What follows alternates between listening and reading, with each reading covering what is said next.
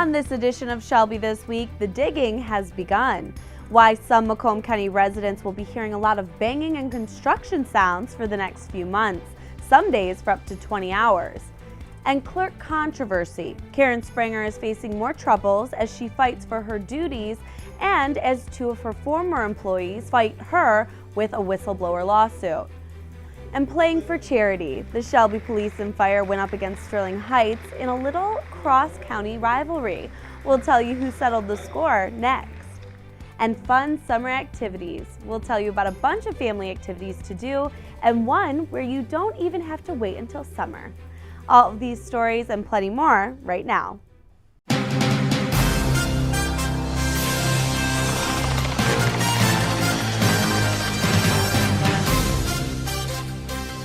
It tops our news. The Township's Planning Commission will meet next week to discuss the future of the vacant Ewell Elementary School. The St. Mina and Pope Kyrios Orthodox Church has applied for the land use through Utica Community Schools. The church says they purchased the school and its land located on Shelby Road near 23 Mile Road for around $900,000. The meeting next week will be for Shelby Township to examine the site plan, go through zoning issues and things of that nature. Right now they have an agreement, but the closing of the sale has to be first granted by the township. It's not clear yet when the closing date of the sale is and when the church is expected to move on to the land. The Shelby Township Police and Fire Departments had a score to settle. After 2 years of losing to the Sterling Heights departments at the annual charity basketball game, they were ready this year to get the W. Shelby TV's Austin Lass was there for the exciting game and to show us just how they got that win. Some of Shelby Township's finest took off their uniforms and put on a pair of basketball shorts for a good cause. Here are all the sights and sounds.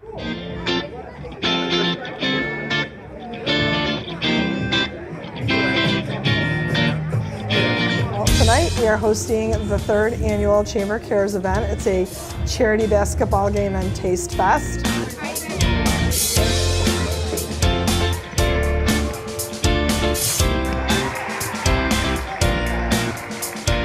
This year, the charity that we are benefiting is the Henry Ford Cancer Institute. You know, it's an important event not only because of the charity component, the charitable component, but it's also a great opportunity for our members, many of whom are in Shelby Township, to come out and showcase what they can do to the community at large. We had a lot of restaurants out here tonight for the Taste Fest portion, and the residents get a really fun night to come out to, and they get, to taste this great cuisine, connect to the community. They get to watch the fire department and the police department playing the charity basketball game, so it's a lot of fun and a great opportunity for both the business community and the residents.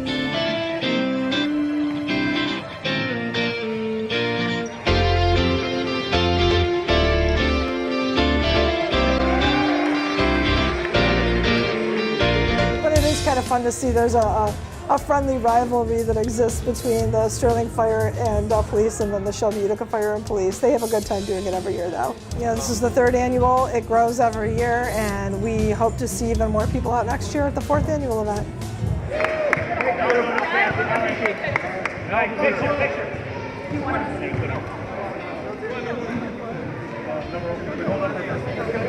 Not only did Shelby Fire and Police take home the victory, Henry Ford Cancer Institute also won as well, as the event raised just under $1,000. Reporting for Shelby This Week, this is Austin Lass. With heavy heart, Shelby Township Fire has lost one of their own. Steve Buckley, a former firefighter, passed away earlier this month. Buckley retired as Chief of Training back in March of 2014 after serving a long and successful career. He passed at the age of 58. A 77-year-old Shelby Township man has been killed in a plane crash that occurred in Indiana. The crash happened earlier this month in Bartholomew County, which is just southeast of Indianapolis. A witness called 911 after they saw the plane go down after takeoff.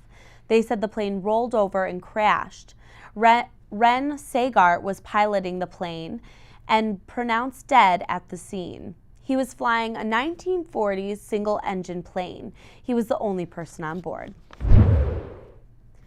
3 months into the job, Macomb County Clerk Karen Springer is facing a lawsuit and threatening one of her own. The County Board of Commissioners voted to approve the hiring of an attorney for Springer in a pending federal lawsuit. 2 former deputy clerks filed a civil rights and whistleblower lawsuit against Springer for firing them after they filed an ethics complaint against her with the county. They say their firings violated their First Amendment rights. Karen Springer is also threatening to sue the county, claiming the county took away her authority by going to an electronic system to record meetings, rather than that being one of her duties. She claims the amendments conflict with state rules and the county charter.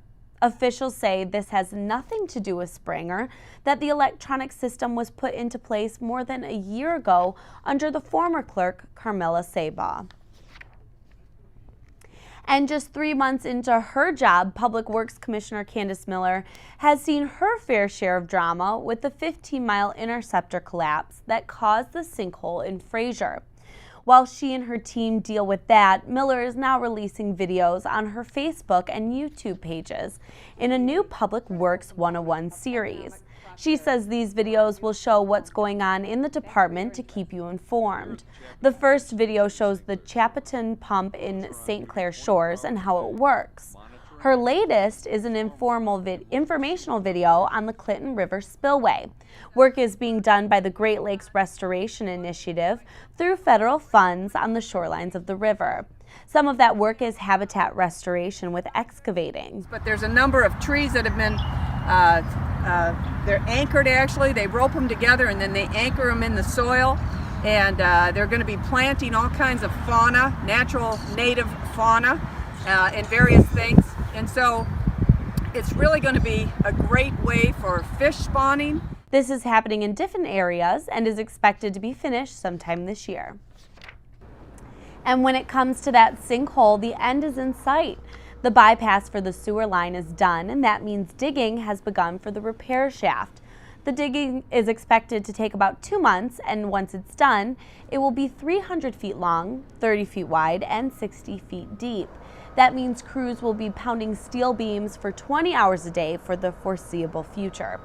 Crews believe once this cage-like structure is built, everything should hold up for a couple hundred years.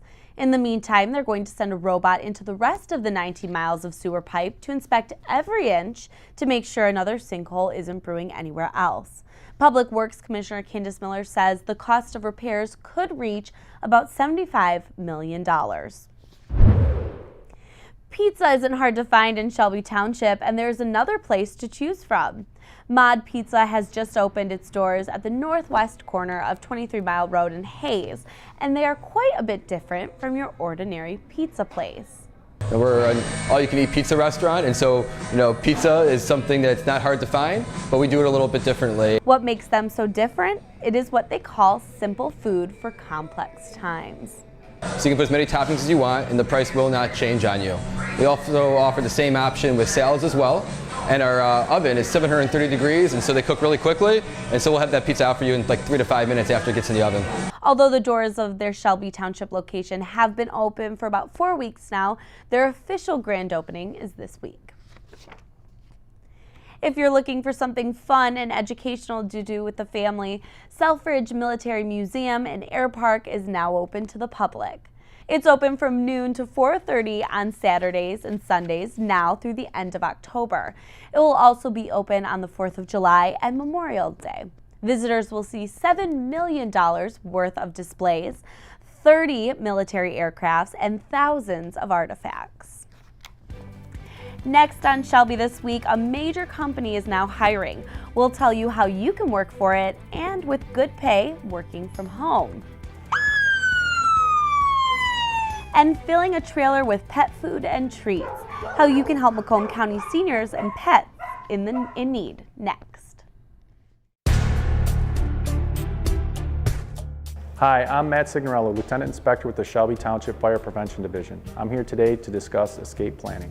When it comes to escape planning, it's always wise to plan ahead. If a fire breaks out in your home, you may only have a few seconds to get out safely. Make sure everyone in the home knows where to go. First, make a home escape plan. It can be as simple as a family conversation. Always know at least 2 ways to get out of a room. Teach your children to escape on their own and to practice fire drills as a group. It is a good idea to keep doors closed, especially at night and especially with children. When it comes time to get out of your home, designate a meeting place. typically at the end of the driveway near a mailbox or a tree. If the alarm sounds, get out and stay out. Never go back in for anything. That's what the fire department is for. If the conditions are smoky, get low and go. Call the fire department as soon as you get outside. Implement your plan today and stay safe.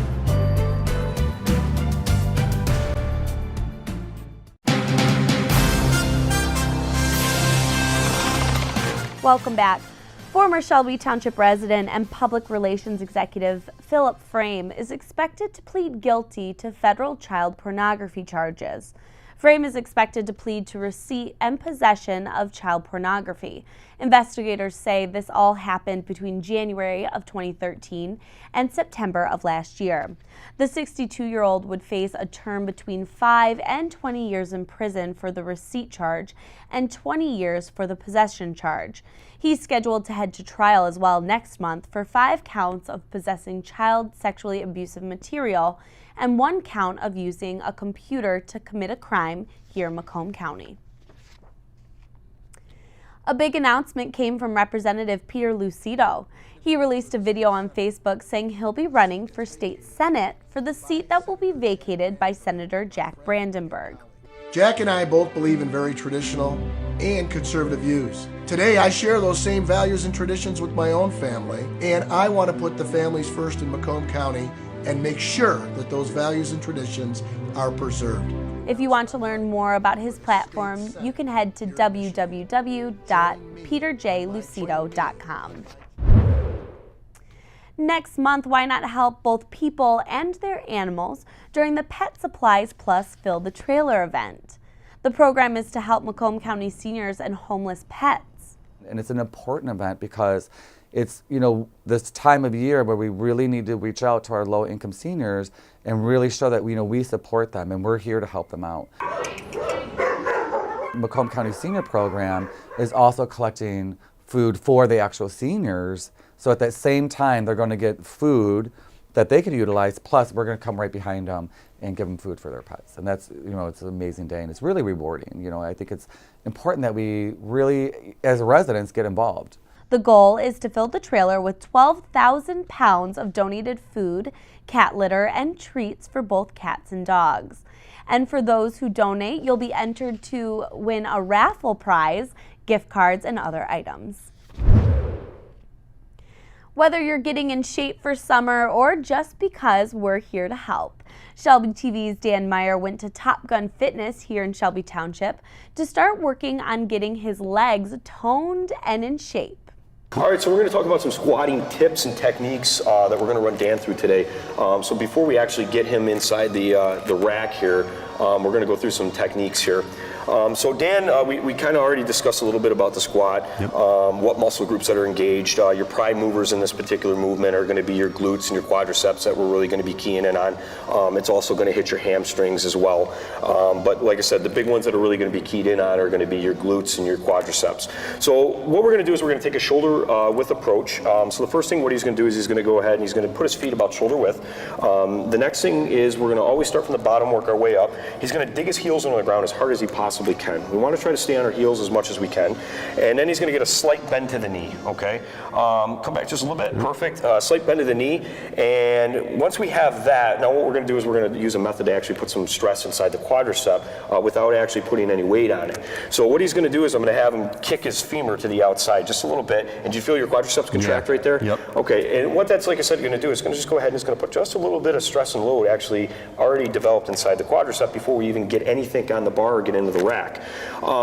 The next big thing, which is probably the most important thing, and this is keeping a neutral spine throughout the entire motion. So what we're going to have Dan do is we're going to have him go ahead and he's going to have to track the scapula inward, which is going to push his chest out. Now when he does that, one thing we want to do is when we got to remember we're going to have a bar placed on the back here. We want to go ahead and we want to make sure that our lats are slightly flared because we're going to use these as a stabilizer, and also our core is somewhat contracted because once again we're going to use that as a stabilization as well. Always keep your head up, never drop your head, because if you drop your head, your body's always going to follow and it's going to put the back in a vulnerable position. So we're going to look at this from a frontal view. So what we're going to have Dan do is about 10 squats. As Dan goes down, he's going to use a little bit of a slower approach. We have different parts of the actual motion. We have a positive in a squat, which is going to be on the way up, an isometric part, which is going to be a squeeze contraction up at the top of that motion, and then a negative part, which is going to be on the way down. So remember, there's 3 parts to this movement. We're going to manipulate each one differently on a time basis. So as Dan goes down, he's going to go down. All right, and as he comes back up, he's going to explode back up, but he's going to go ahead and he's going to drive the hips forward. When he drives the hip forward, what do you feel contract automatically? I feel my glutes. Your glutes contract. So now that Dan's went ahead, he's got his glutes contracted, we're going to try to keep that contraction in there. So go ahead and try to squeeze those glutes, and then go back down nice and slow. Come back up, explode, extend the hip forward, back down nice and slow again. Back forward. Now, as you notice, as Dan goes through these motions, you can go ahead and continue. We're just having Dan go down to about 90 degrees, which is about a sitting position. Around 80 to 90 degrees, the quadriceps are pretty much maxed out, so we're not going to get any more stress and load in those actual quadriceps. So if you have any knee problems or something like that, generally a 90 degree is kind of a good, starting spot to keep at. I wouldn't go too much lower if the knees start bothering you. You can give it a roll and you give it a try, but generally about 90 degrees is a pretty safe range for someone to do a body squat, and especially if you do have some knee problems, making sure that you're doing it in nice controlled motion is a way to go. Amazon is planning to add thousands of jobs in the U.S. within the next year. There will be 30,000 part-time positions available, and 5,000 of those will be jobs in virtual customer service, which allows employees to work as a customer service agent from your home. The remaining jobs will be at Amazon warehouses, and any part-time employee who works 20 hours or more in a week is eligible for benefits. For more information, head to Amazon.com, scroll to the bottom, and click on Careers. After 7 decades, Detroit-based Better Made Potato Chips is upgrading their signage. The old sign was finally replaced after 70 years. The old iconic sign will now be on display inside the facility. The new sign is more colorful and displays the updated logo. You can see the new sign for yourself if you drive by the Gratiot Avenue facility on Detroit's east side. Still ahead on Shelby this week, swinging from the trees in Macomb County. We'll tell you all about a brand new obstacle course that will hoist you up 40 feet in the air and have you swinging like Tarzan, or like Macomb County Executive Mark Hackle. And get your peanuts and Cracker Jacks ready. Opening day is coming up, and we've got all the information for you next. Listen to me. I am captain of the track team. And if I'm late, she doesn't really think she's going to get out of here, does she? Be nice. She's new. Hello, is anyone there? Ugh! Wow. Even from our standards, you look awful. Oh, sweetie, what happened? Me? My friend Becky got to talk to this super cute boy, and I tried to act like I wasn't jealous, but I so totally was. And then out of nowhere, this concrete barrier just popped up. Maybe it was a semi. You mean you were driving? Yeah. I mean, I know the whole eyes on the road thing, but this was a super important text. Maybe you have to know, Becky. Texting? Great. But it was only like 5 seconds, and I'm a really, really fast texter, so it wasn't even a big deal. Actually, has she texted me back yet? Wow, I get like no bars in this place. I wonder if they have Wi-Fi here.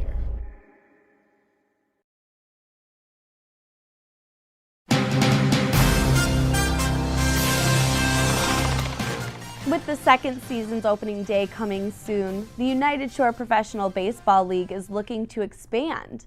A 4th team has already been added this season, but Commissioner Andy Appleby says they've been looking at sites throughout Michigan to build another stadium in the hopes that one day there will be 10 to 20 teams.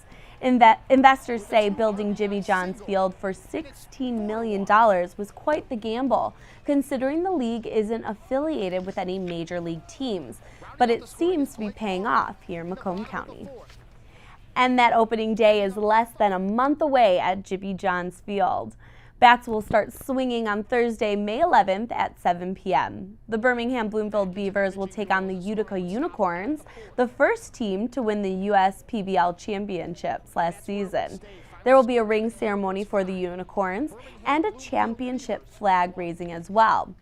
And a new addition to the food menu this year is Chick-fil-A. Their sandwiches will be available at the stadium this year. Tickets are still available. Just go to uspbl.com. The weather has been beautiful and a definite sign that summer is right around the corner. So why not kick off the season by doing something fun and outdoors? Our Stacy Sansotero went over to Stony Creek Metro Park to watch the ribbon get cut on a brand new obstacle course that sits a little higher than most. And she got to take a crack at the course herself.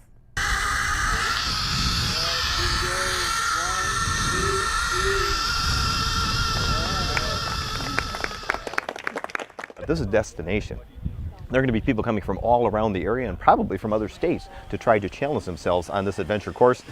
The Go Ape Treetop Adventure has officially opened at our very own Stony Creek Metro Park. And this totally unique outdoor experience challenges you to live life adventurously. It's basically experiencing 2 to 3 hours in the trees, 40 obstacles, 5 zip lines. It's just a great time for anybody who's looking to live life more adventurously. This 2 to 3 hour journey begins with a safety talk and training session. And with the knowledge that safety is the key to a good time, let the adventure begin. I'm excited to try it, but you got to realize, you know what, each and every person that gets a chance to do this is saying to themselves, can I do this? How far can I take myself? How far can I push myself? And I'm going to be totally honest. That's exactly what I was thinking as Dan Myers, Mark Hackle, and myself approach the first of 5 sites. And there is no doubt that this girl got by with a little help from her friends. Perfect, you got it. Piece of cake, she's even smiling now.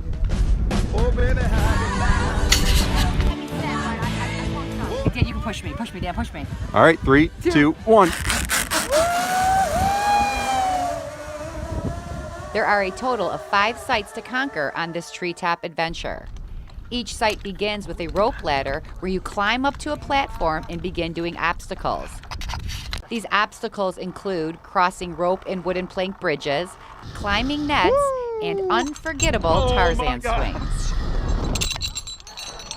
Oh, that was awesome. Each site concludes by soaring through the trees on a zip line. And let me tell you, as you progress, this adventure becomes more intense and more challenging. That was so fun. I was very excited about getting out here, anticipating it. It's more than what I thought. It's absolutely incredible opportunity for people of all ages, all walks of life, to come on out here and test themselves, to make a determination. You know, am I afraid of heights? Is it something about coordination? But I got to tell you, some of the people that were on here, I was absolutely amazed with, and even yourself. I mean, you overcame some fears and some challenges. Well, I got to say, I'm very much afraid of heights.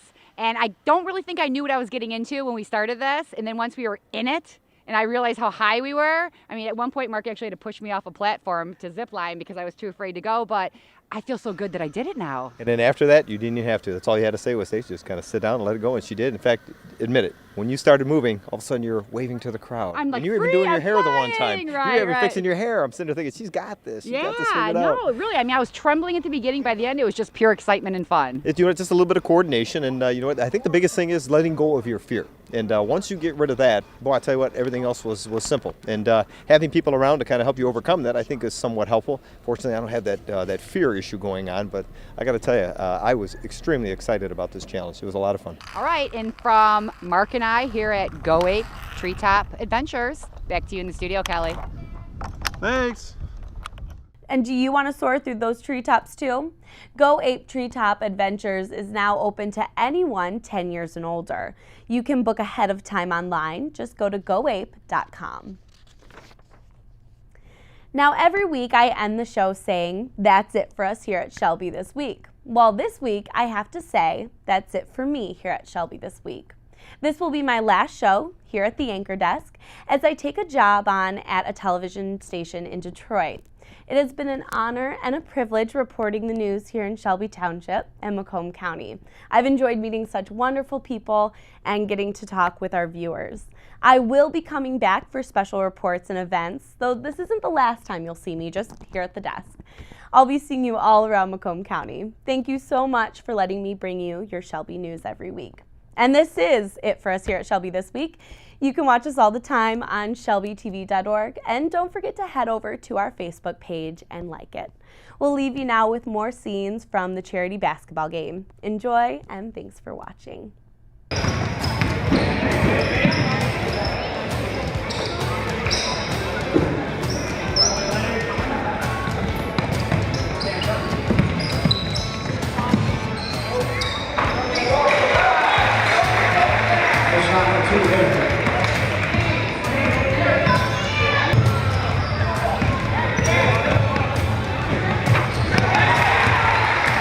Shot.